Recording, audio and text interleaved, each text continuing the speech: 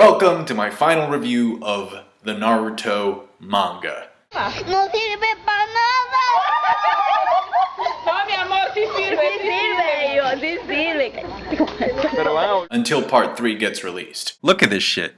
You see how it's all torn up and shit?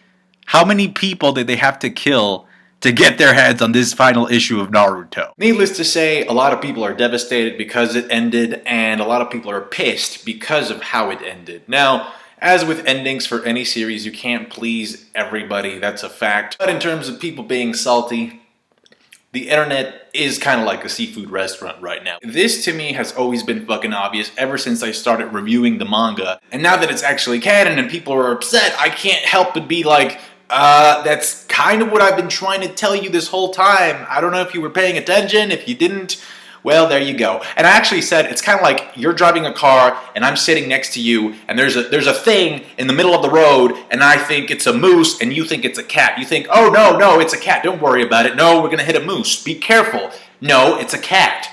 That cat has a lot of development.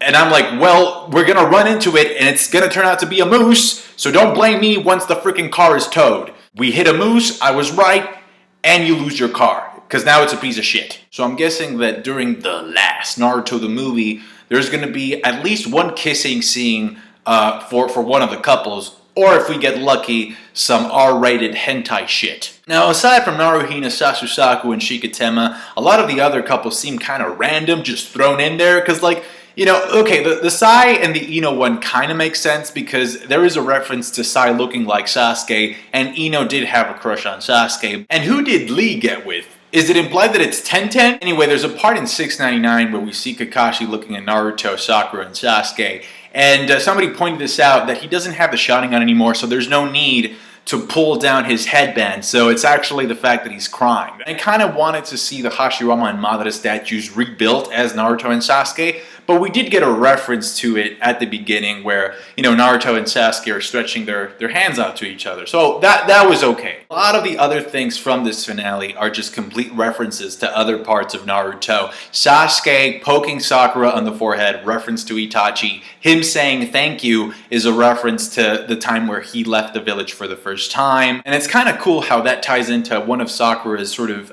insecurities back in part 1 when she said that she was always self-conscious about having a pretty big forehead, but now it's like, you know, Sasuke's actually tapping it. Maybe it was always part of Kishimoto's plan that he was going to tap that ass. I mean forehead. And 699 also explains why Sasuke doesn't have an arm in the last. It's because he left the village before Tsunade could finish his Setsu arm. There's just an enormous amount of symbolism in this chapter. And obviously Naruto giving Sasuke back his headband that he lost back in part 1. And Sasuke actually receiving it and thanking Naruto for saving him. And then if you look at the background, there's leaves blowing in the background there. They are shinobi of the leaf, even if Sasuke is leaving the village. There's something pretty interesting that Sasuke says here before he leaves. He says, you know, I thought during my journey that this feeling might not just exist between us, but it might even apply to bigger and greater things.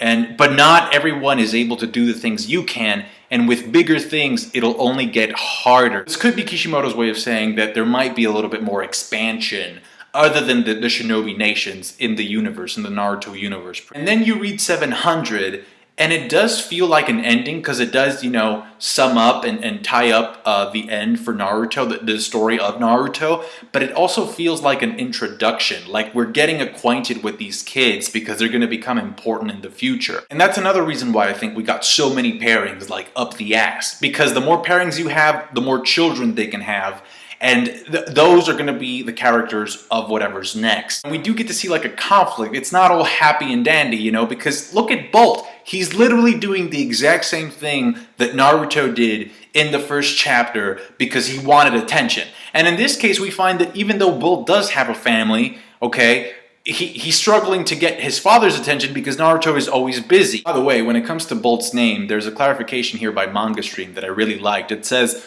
Bolt, like the bolt in his neck, because he has a necklace with a bolt on it.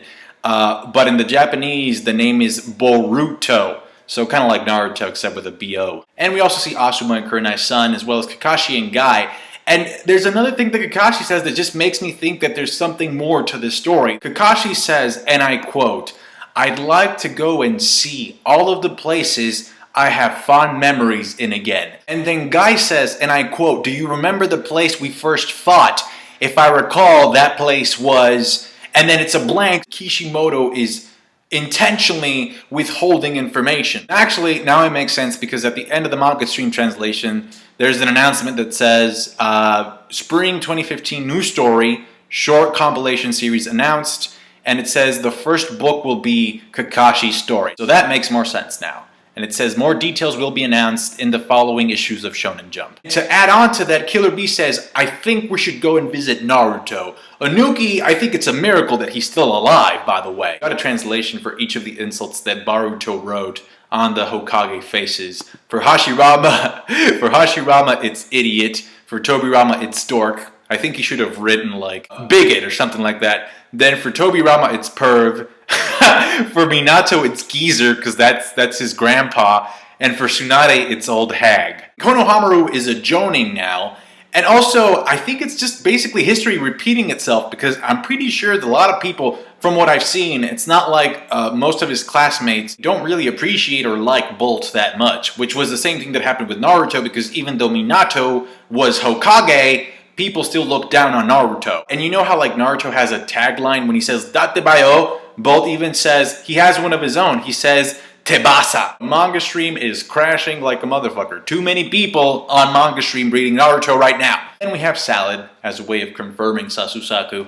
But she's also acting a little bit like Hinata. She's kind of stalking Baruto, or Bolt. She's kind of annoyed at him, but at the same time, she also mentions that she has some things in common. And I'm like, okay, that is the Ashura and Indra lineage talking. Also, if you look at Bolt's back, you'll see like a new symbol, a red symbol. It's obviously a clan symbol. So I'm curious to see what happened to the Hyuga clan. And I find it hilarious how neither of those kids inherited the Byakugan, but both of them got the whiskers. Aside from seeing Naruto become Hokage, I just like how Kurama is just sleeping in that final panel, which is a complete contrast of how the series started, because like he was actually destroying the village, and now it turns out the village is more like a city. It's actually been renamed the Village of Dancing Leaves.